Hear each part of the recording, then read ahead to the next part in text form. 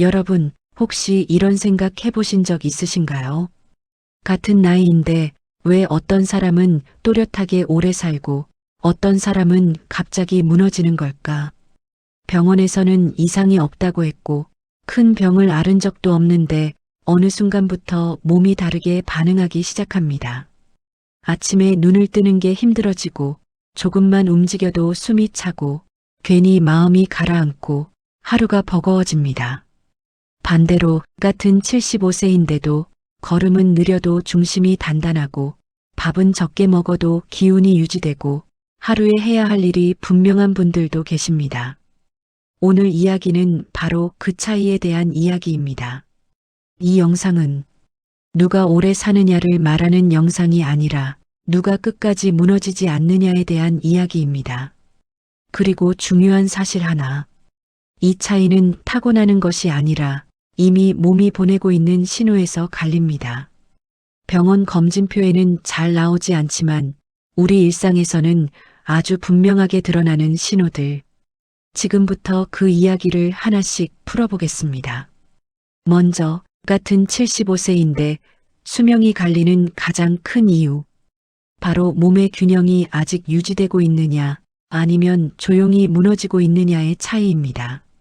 장수 체질이란 병이 하나도 없는 몸을 말하지 않습니다.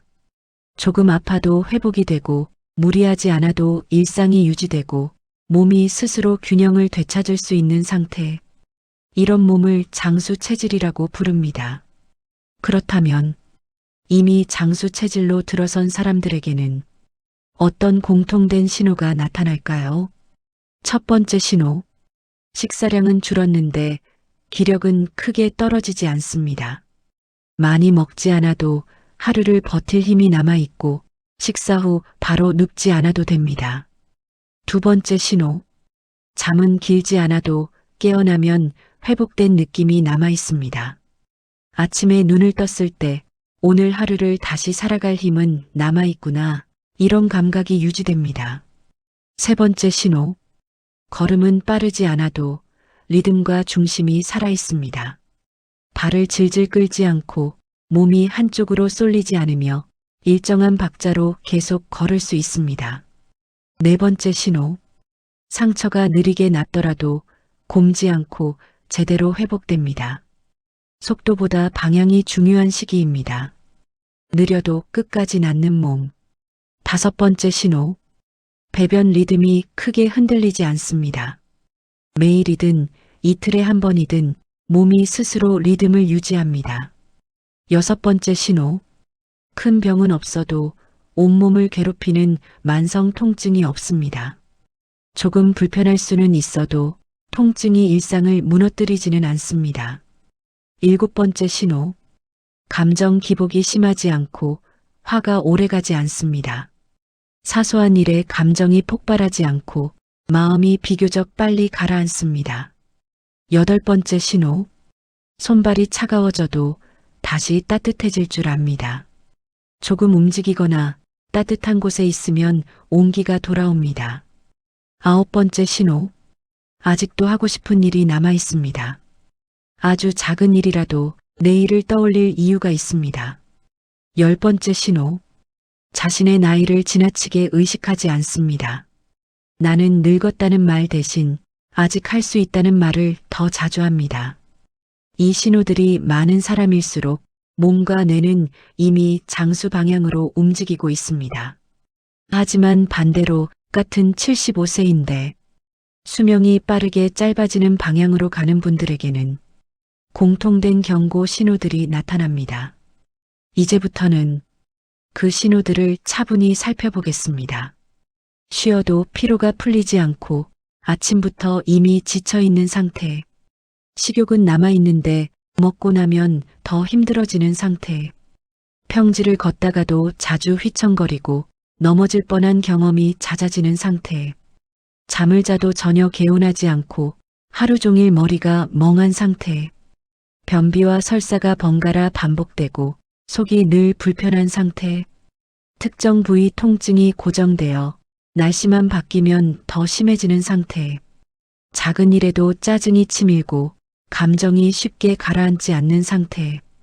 손발이 늘 차고 따뜻해질 줄 모르는 상태. 이제 다 끝났다는 말을 자주 하게 되는 상태. 이런 신호들이 하나둘 겹치기 시작하면 몸은 이미 조용히 노화 가속 구간으로 들어섭니다. 하지만 여기서 아주 중요한 이야기를 하나 드리고 싶습니다. 이 신호들이 있다고 해서 이미 늦은 것은 아닙니다. 몸은 포기하는 순간이 아니라 방향을 바꾸는 순간부터 다시 반응합니다. 그래서 다음 이야기에서는 지금 이 순간부터 누구나 실천할 수 있는 장수 체질로 방향을 바꾸는 방법을 구체적으로 이어서 말씀드리겠습니다. 지금까지의 이야기를 들으며 나는 어디쯤에 와 있을지, 부모님은 어떤 상태일지 한번 떠올려 보셔도 좋겠습니다. 이어서 2부에서 더 중요한 이야기를 계속하겠습니다. 앞선 이야기에서 우리는 같은 75세인데도 몸이 전혀 다른 방향으로 움직이기 시작하는 이유를 살펴봤습니다. 누군가는 아직도 하루를 스스로 이끌어가고 누군가는 이유 없이 무너지는 느낌 속에서 하루를 버텨냅니다. 그 차이는 이미 몸이 보내고 있는 신호에서 갈리고 그 신호는 지금 이 순간부터도 다시 바꿀 수 있다는 이야기까지 전해드렸습니다. 그렇다면 이제 가장 중요한 질문이 남습니다. 지금부터 무엇을 하면 몸을 다시 장수 체질 쪽으로 돌려놓을 수 있을까? 결론부터 말씀드리면 어렵지 않습니다. 약을 더 늘리거나 비싼 보조제를 찾기보다 생활의 방향을 아주 조금만 바꾸는 것이 훨씬 큰 차이를 만듭니다. 지금부터 말씀드릴 5가지는 실제로 장수 체질의 분들이 이미 자연스럽게 하고 있는 공통된 실천들입니다. 첫 번째 실천은 먹는 양을 줄이는 것이 아니라 먹는 부담을 줄이는 것입니다.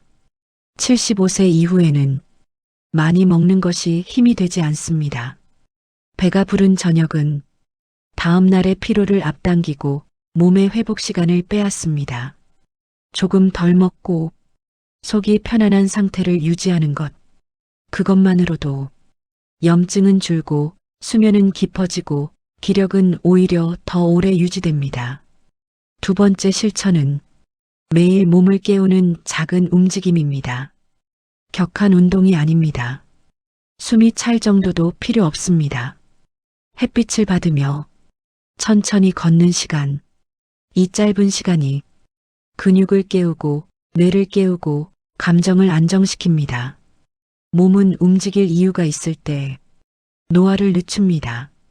세 번째 실천은 밤에 몸을 쉬게 하는 습관입니다. 밤이 깊어질수록 몸은 회복 모드로 들어가야 합니다. 그런데 늦은 시간의 음식은 몸에게 야근을 시킵니다. 위와 장이 쉬지 못하면 수면도 깊어질 수 없습니다. 밤에는 비워두는 습관, 그 하나가 다음 날의 컨디션을 완전히 바꿉니다. 네 번째 실천은 감정을 오래 붙잡지 않는 연습입니다.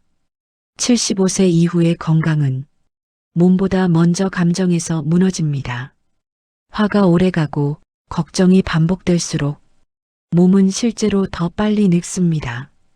지금 바꿀 수 없는 일과 이미 지나간 일을 몸에서 내려놓는 연습, 이것은 성격 문제가 아니라 생존 전략입니다.